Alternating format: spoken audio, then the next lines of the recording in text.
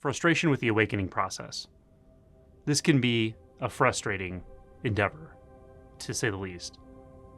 It's not an uncommon comment I get or message I get from someone who has been working at this for months or even years.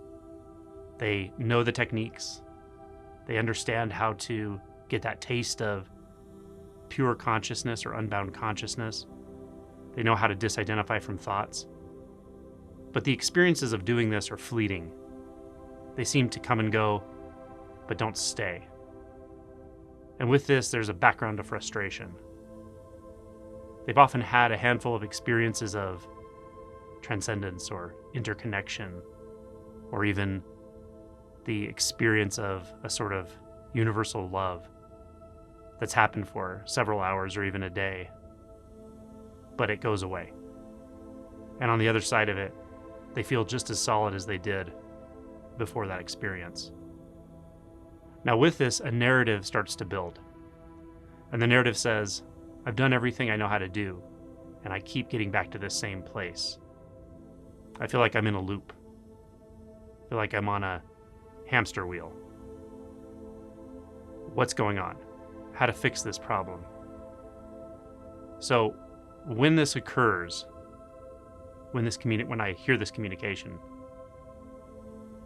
I'm inclined to say a few different things. One is that it's not uncommon. Two is, consider the possibility that what your mind is telling you is happening is not actually what's happening, or it's just part of the story. That alone, if you really take it to heart, can be helpful, because it'll help you start to look in a different way or in a different place. Specifically, not in time, not later on, not in this story. You're not going to find the solution to the frustration of your story inside your own story.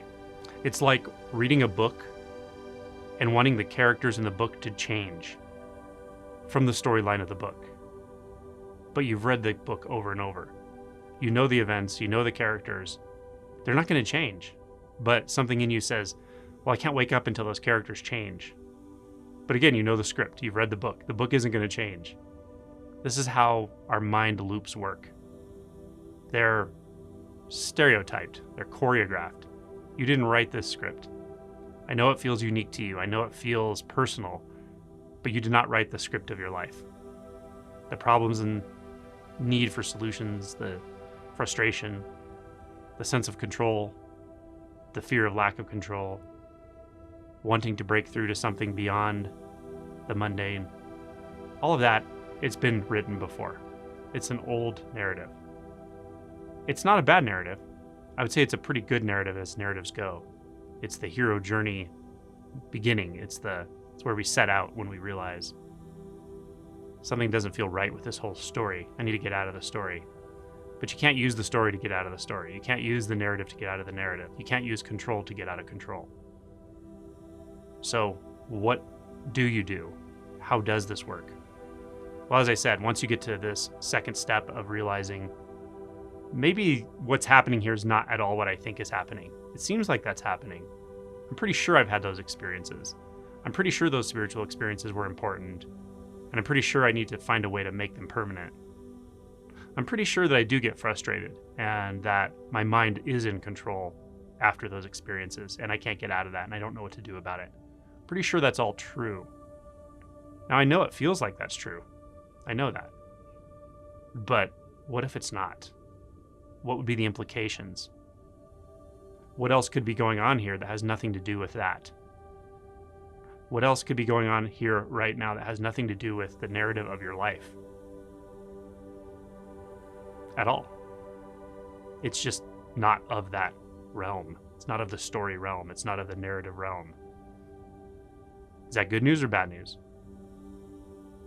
How does it make you feel? It's frustrating.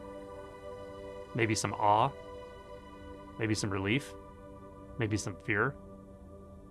You're going to walk into the unknown in 4, 3, 2, 1. How do you feel? How do you feel when you walk right into the absolutely unknowable? Or you are about to, or you feel it coming? What do you do? Well, for a while, we'll grab onto the narrative again.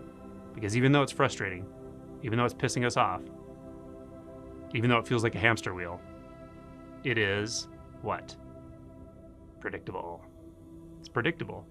It's familiar. We give up so much for familiarity.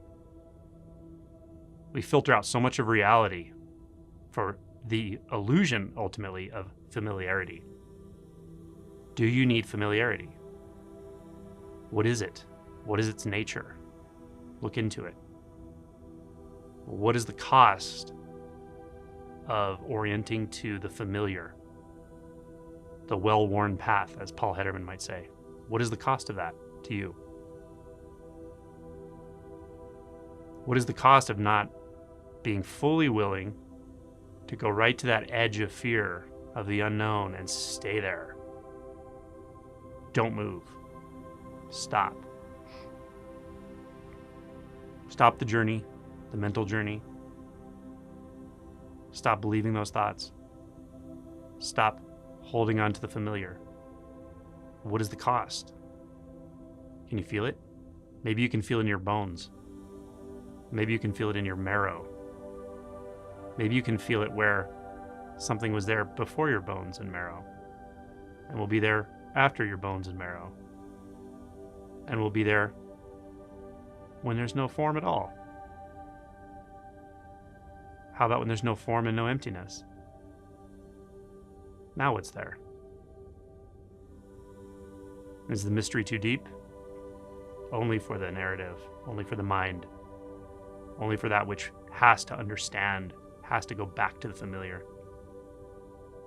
But to that which is, for whatever reason, ready to let go of the familiar, it's an auspicious moment indeed. That's the real start of the hero's journey. It's not the preliminary. It's when you set out and go beyond the known. So go beyond the known. Go fully beyond the known, and don't look back.